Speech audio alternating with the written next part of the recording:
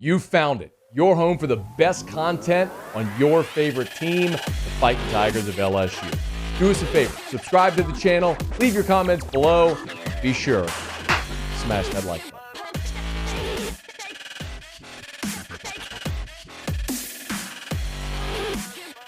Big news, as by now I'm sure you have seen, the College Football Playoff Selection Committee, led by Honey Boo Boo, released their rankings last night. And your Fighting Tigers of LSU are up to 5 in the rankings. So that was really the big question, was with Tennessee's loss, would LSU move up to 5 from 6, or would Southern Cal leapfrog LSU into the 5th spot? Well, we got our answer for this week. I am not going to overreact to this, as I don't overreact or really react much to anything that the College Football Playoff Selection Committee does, because they have their own standard. They move the goalposts every single week. It really doesn't matter what happens today, and I don't know that next week will matter tremendously as well. But just like in the first week, when a lot of people were up in arms about TCU being left out, there was this whole argument about TCU being left out, and people were incensed, but we knew in that week Georgia and Tennessee were playing each other. So one of those teams was going to lose, and TCU would take their spot. And they did. Tennessee lost, and TCU got in. And they've continued to win, so they've remained in. And similarly, I would suggest here, this week, Michigan and Ohio State are playing. And one of those teams is going to lose that game. And the team that loses that game next week ain't going to be in the top 4. Doesn't mean their playoff hopes are dashed entirely. There's a scenario there. But if you're the committee, it doesn't really matter, because Michigan and Ohio State are going to play. One of them's going to lose. And so the big question for LSU is next week. It's the really big question. Because I have told you for weeks, 2017 was the precedent, right? We went through this. 2017 was the precedent for a 2-loss SEC team. Auburn had 2 losses, early season loss to Clemson, close game on the road. They lost to LSU, blew the 3-score lead in Baton Rouge, and then won out after that. Won the Iron Bowl, went to the SEC Championship, and went to the SEC Championship ranked 2nd.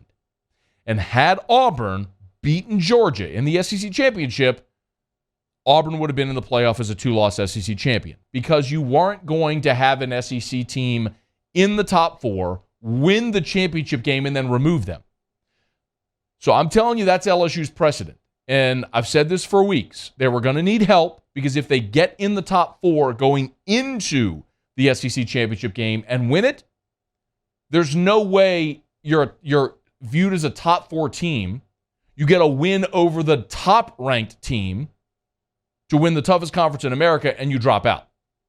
So for LSU, the key really, in my opinion, is next week.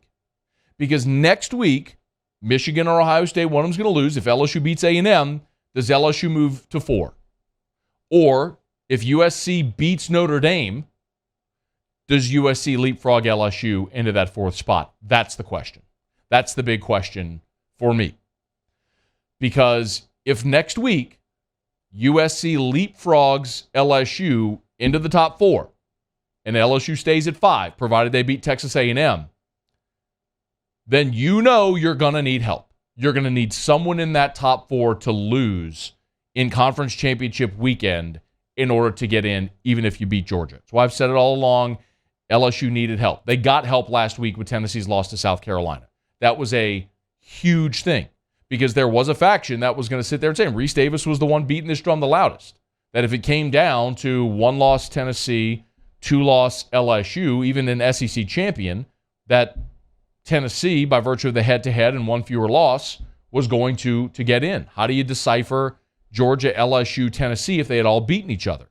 Well, there was a strong case to be made against LSU because of the 2 losses and the head-to-head loss to Tennessee.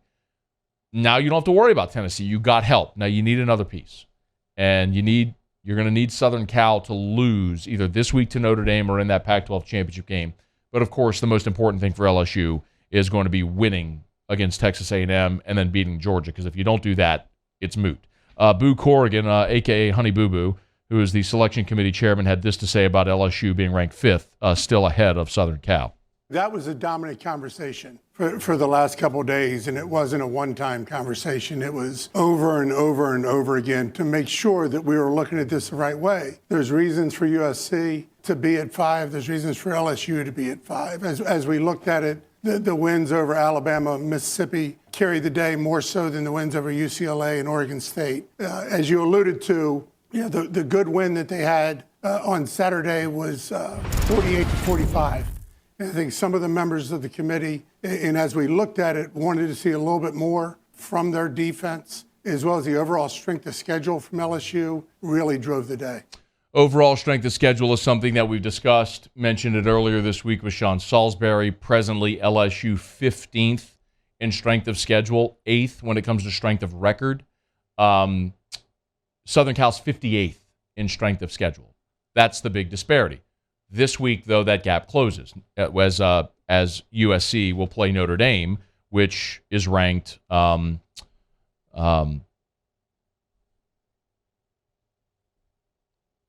Sorry, 15th. I was staring right at it. Notre Dame's 15th this week in the playoff rankings. So an opportunity for Southern Cal. We'll see how it goes. But at its most basic level, LSU cheer against Southern Cal. Yeah.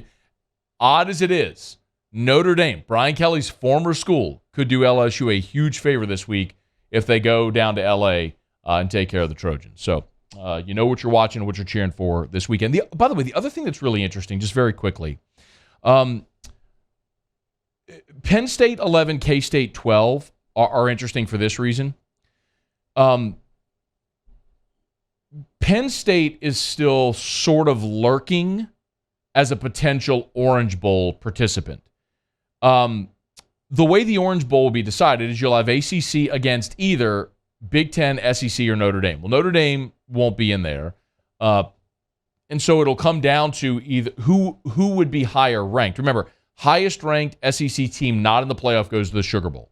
So I guess the question is this way. If LSU loses to Georgia, how far do they drop? Do they drop below Alabama? If they do, Bama goes Sugar. And then you'd be looking at LSU and Penn State. Whoever was higher ranked would go play Clemson in the Orange Bowl. The other thing is K-State, because the SEC will match up against the Big 12 in the Sugar Bowl. So if TCU wins out in there in the playoff, that means the next highest ranked Big 12 team would go to the Sugar, and that would be Kansas State. So you potentially could see an LSU-Kansas State rematch from last year's Texas Bowl this year in the Sugar Bowl, should LSU lose and Kansas State win this weekend and maintain their high ranking and end up in the Sugar Bowl. All right, all things still to be determined. Hey, thanks so much for watching. Please leave your comments. I love to interact, and be sure to hit the red subscribe button below.